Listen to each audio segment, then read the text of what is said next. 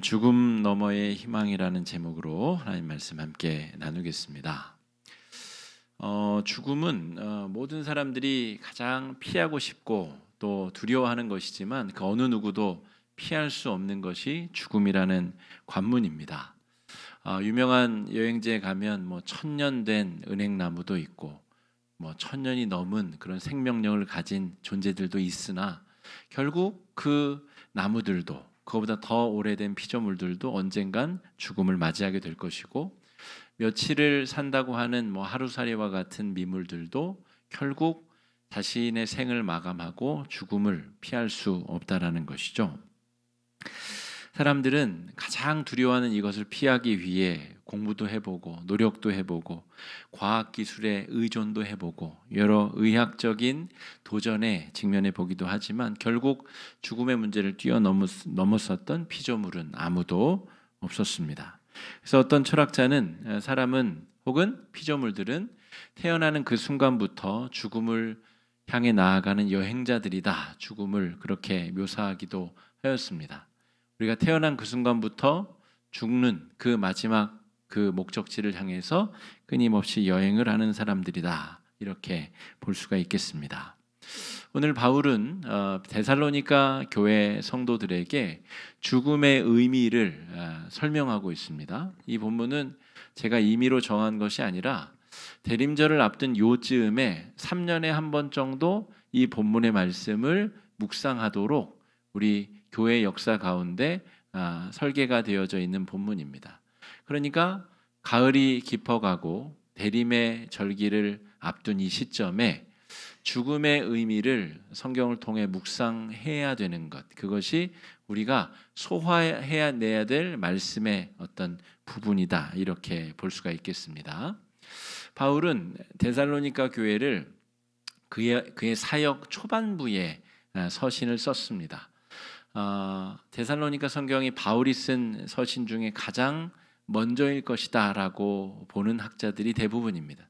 그 말은 바꿔 말하면 바울이 교회를 세우고 성도들을 교육하고 양육했지만 그 완성도가 높아지기 이전이라는 거죠. 그러니까 처음에 세워진 교회들 그리고 그 교회들을 또 떠나서 다른 지역에 교회를 세우고 복음을 전해야 됐기 때문에 편지를 통해서 먼저 지나온 교회들의 신앙을 교육하고 그들의 신앙을 점검하는 용도로 편지들을 썼다는 것입니다. 바울은 왜 데살로니가 교회 교인들에게 죽음의 의미를 교육하고 새롭게 가르쳐야 됐을까?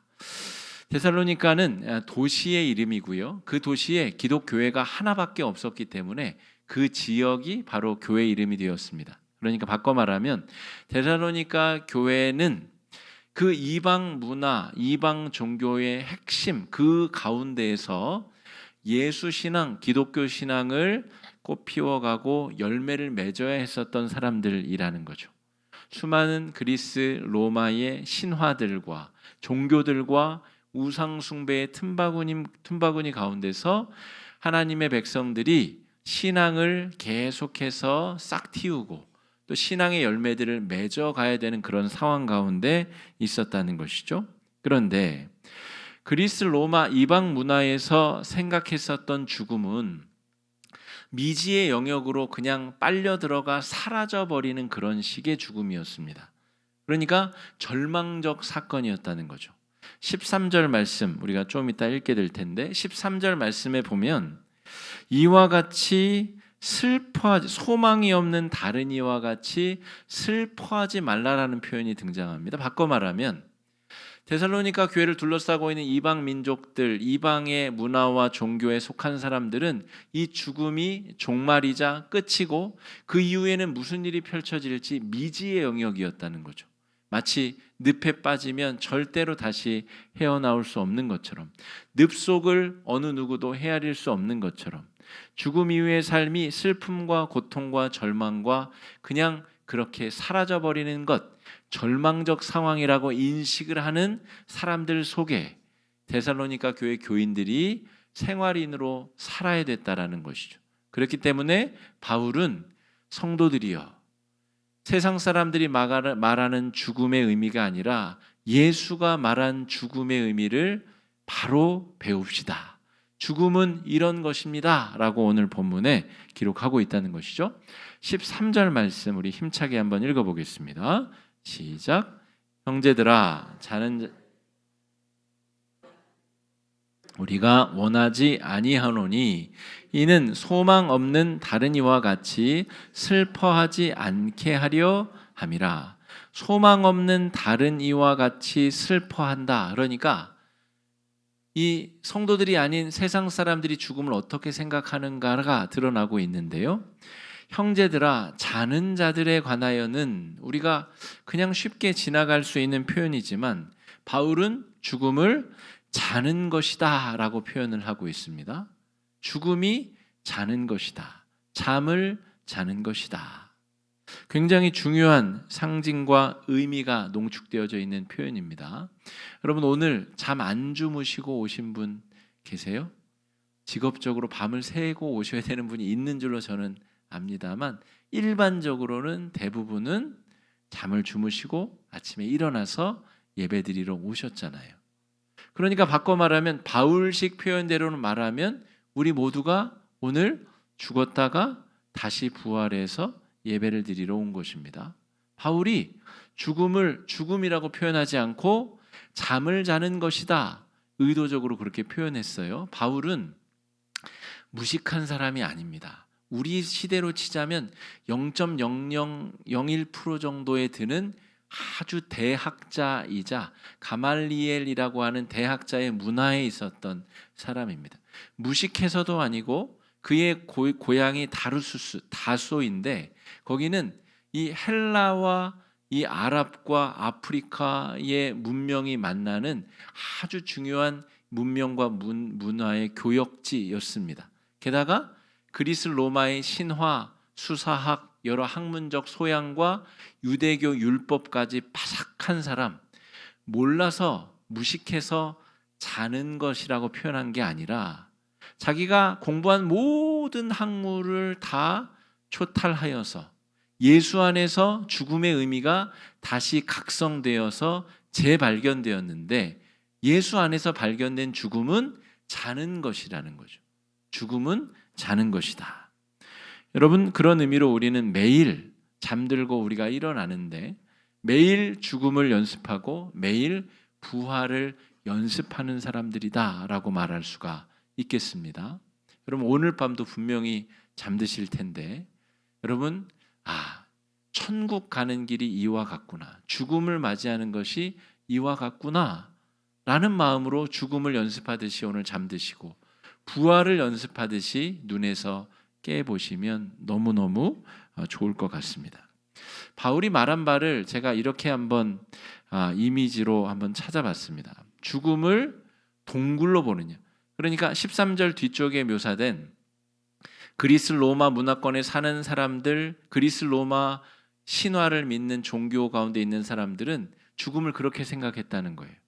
미지의 시면으로 빨려 들어가서 사라져버리는 고통과 절망과 정말 너무너무 심각한 이 무지의 고통과 미지의 영역으로 존재가 사라져버리는 것이 죽음이었다는 거죠. 동굴 속으로 들어가 저기에 뭐가 있는지, 어떤 마귀와 어떤 저 해괴한 짐승이 나를 공격할지, 수만 마리의 박쥐가 나에게 달려들지, 어떠한 일이 펼쳐질지 모르는 그런 두려운 상태. 그 그리스 로마의 사람들이 생각했었던 죽음이 그러했다는 것이죠. 그런데 바울은 자는 것이다 라고 표현하면서 죽음은 터널을 통과하여 빛의 영역으로 나아가는 것이다. 이쪽 구멍으로 들어가면 저쪽 구멍으로 나아가는 것이 죽음이다, 자는 것이다 라고 인식하고 자기가 깨달은 지혜를 이 짧은 서신에 데살로니가 4장 하반절에 이 구절에 지금 죽음의 의미에 대해서 적고 있다는 것이죠. 자, 죽음이 그러면 다 같은 죽음이냐? 14절 말씀 한번 읽어보겠습니다. 14절입니다. 시작. 우리가 예수께서 죽으셨다가 이와 같이 예수 안에서 자는 자들도 하나님이 그와 함께 데리고 오시리라. 아까는 자는 자라고 하는 죽음의 일반론적인 의미를 설명했다면 불과 한 달 차이지만 예수 안에서 자는 자들이라는 표현으로 확장되게 됩니다. 예수 안에서 자는 자들이 누구일까요? 예수 안에 복음을 경험하고 예수 안에 구원받고 죽음을 맞이한 성도들, 순교당한 성도들, 하나님의 말씀 안에서 죽음을 맞이한 잠든 사람들.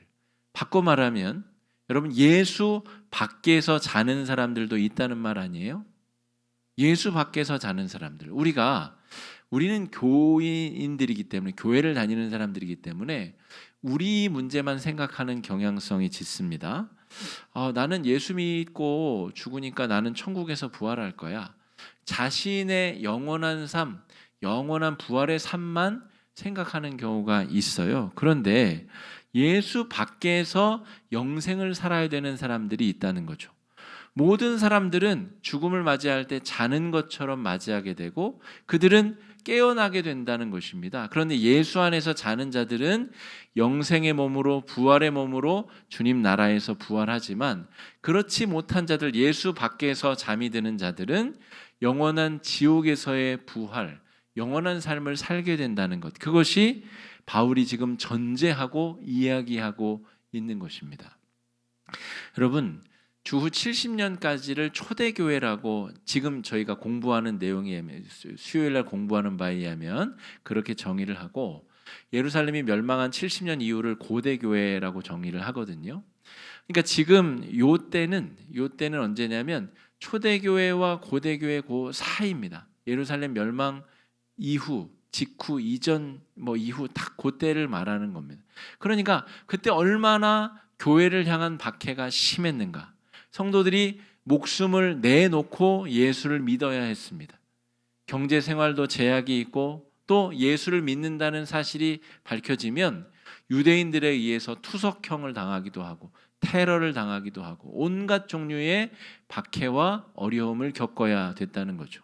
지금 바울이 죽음의 이야기를 하고 있는 것은 매일매일 죽음의 위기 앞에 서 있는 하나님의 백성들, 데살로니가 교회 교인들을 향한 하나님의 권면의 말씀. 우리가 죽는 것은 그냥 사라져버리고 없어져 버리는 것이 아닙니다. 우리는 영원한 천국에서 주님 안에서 잠을 잤다가 다시 깨어나게 될 것입니다. 그럼 제가 장례식에 가서 우리 위로 예배를 드릴 때 가장 많이 드리는 권면이 많이 슬퍼하시라는 이야기를 합니다. 물론 상황에 따라 좀 다릅니다.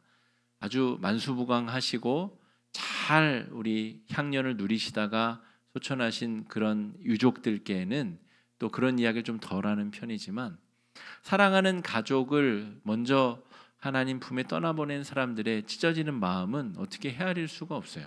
그런데 그 시간 동안 슬픔을 잘 느끼고 잘 슬픔을 알아차려줘야 슬픔이 지나가고 흘러가게 됩니다. 그게 장례를 집중해서 잘 진행해야 되는 이유인 것이죠. 그런데 13절 하반절에는 이방인들이 죽음을 대면하는 그런 자세는 슬픔에 매몰되는 그런 죽음에 직면하게 된다는 것입니다. 사랑하는 가족이 죽으면 그 슬픔에 완전히 매몰되게 되는데, 우리 그리스도인들, 예수 안에서 잠을 자는 우리들은 슬픔이 밀려올 때 슬픔을 느끼고 슬픔을 경험해야 되겠지만 그 슬픔은 지나가는 슬픔이라는 거죠. 왜요?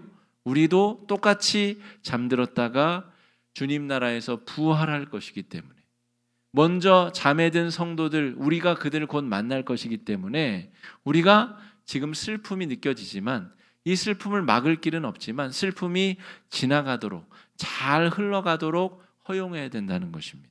그 다음에는 다시 만나게 될 천국의 소망과 나에게 찾아올 죽음을 겸허하고 또 진실하게 잘 준비할 수 있는 마음의 태도를 하나님께서 우리에게 허락해 주신다는 거죠.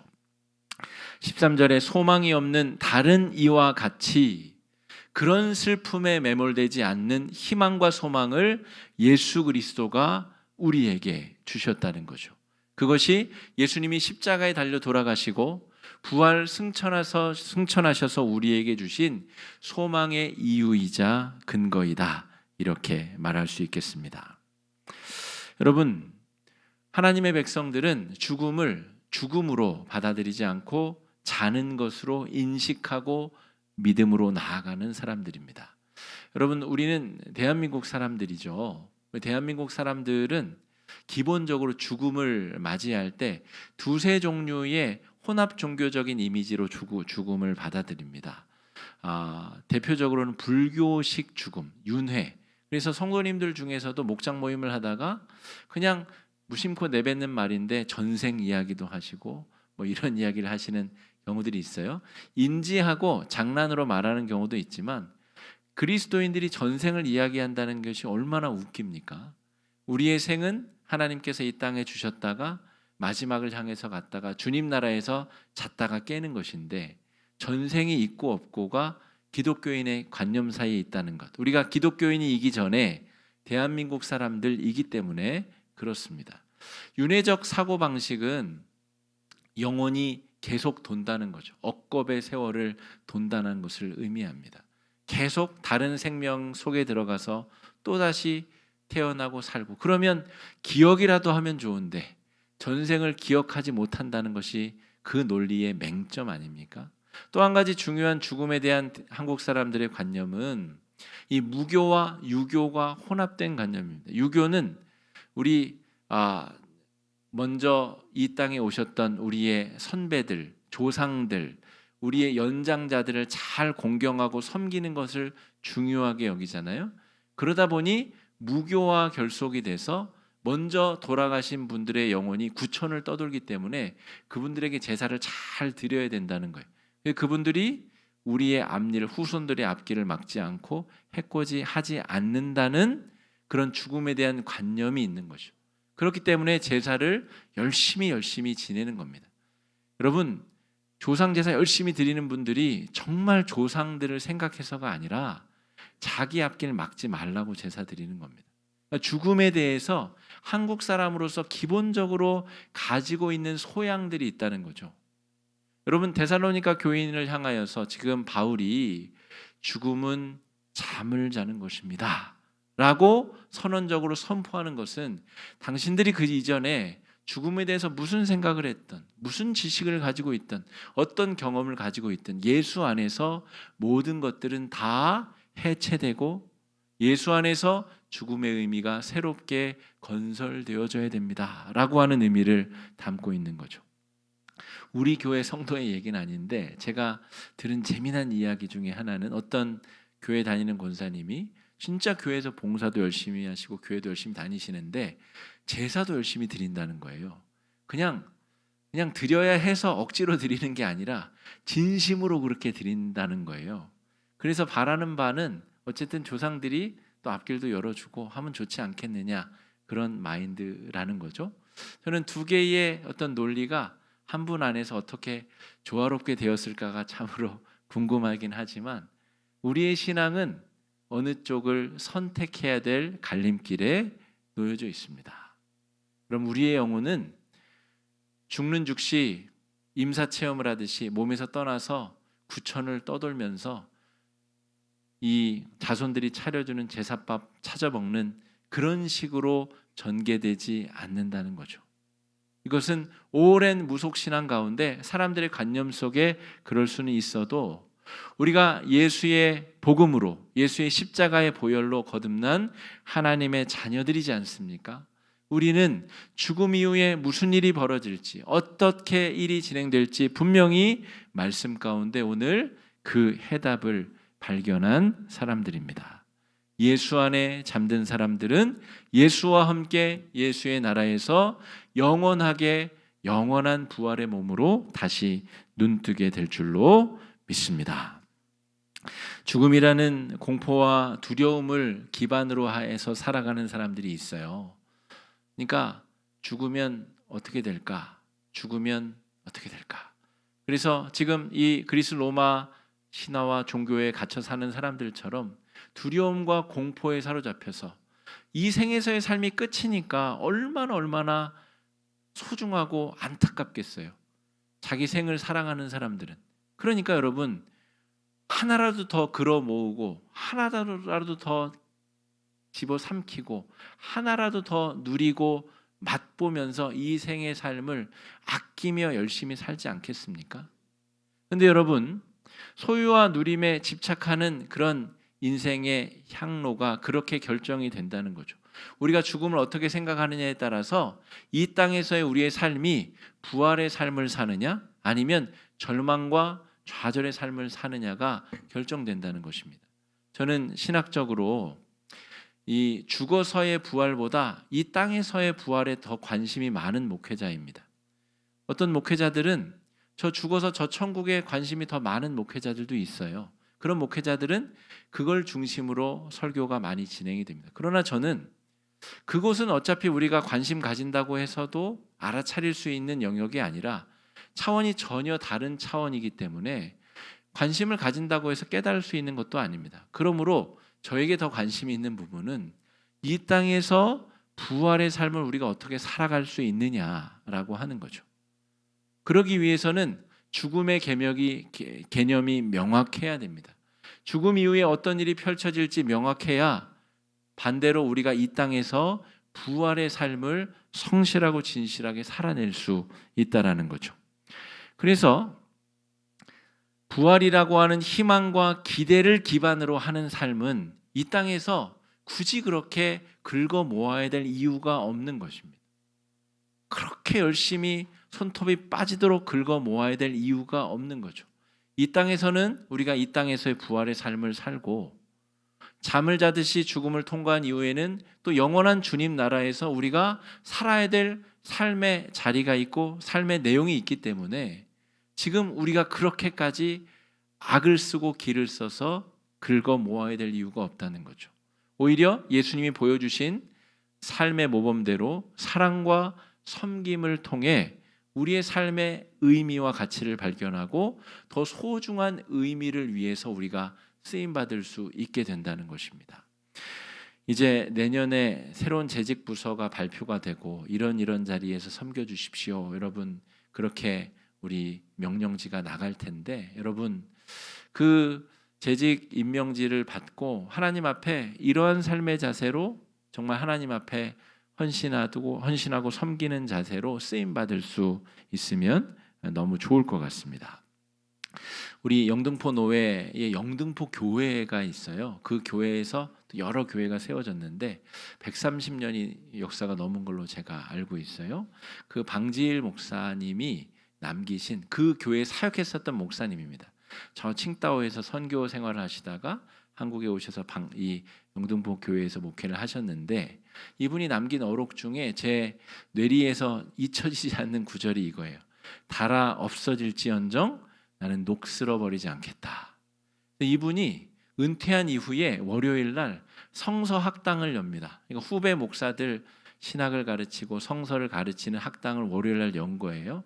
열었는데 이분이 은퇴 이후로 이분의 후임자가 은퇴를 해서 그분이 박 목사님의 비서가 돼서 그 월요 학당을 이어갈 정도로 죽을 때까지 충성을 다해서 최선을 다해서 하나님 앞에 쓰임 받았었던 주의 종입니다.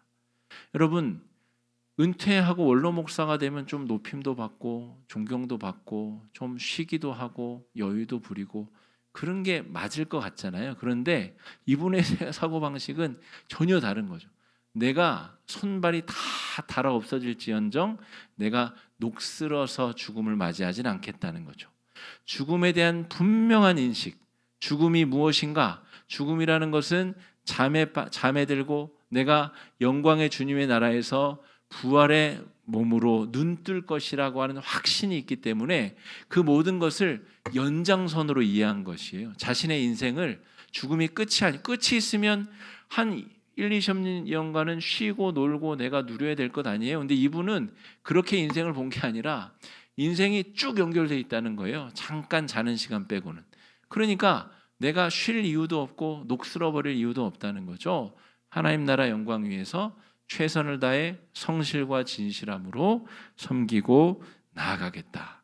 그런 삶의 자세로 목회를 했고 어록을 남겼습니다.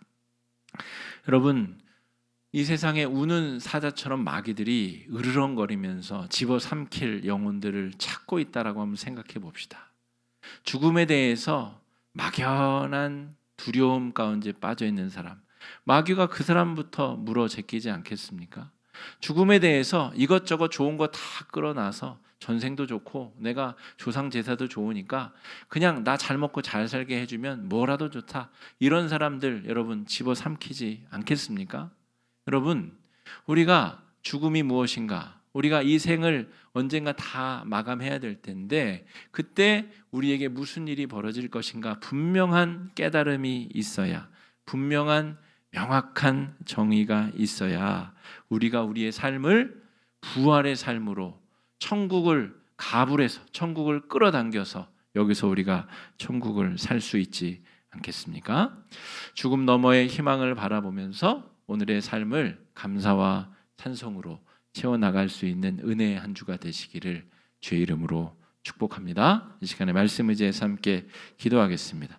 기도하실 때 주님, 우리에게 언젠가 찾아올 이 죽음의 무게를 우리가 믿음으로 이겨내게 하여 주시옵시고, 잠자듯이 잠들었다가 주님 나라에서 영화롭게 눈뜨게 하여 주시옵시고, 하나님의 거룩한 은혜를 누리며 이 땅에서 천국의 삶을 살아가는 거룩한 백성들 되게 해달라고 이 시간에 함께 기도하며 나아가겠습니다. 기도하겠습니다.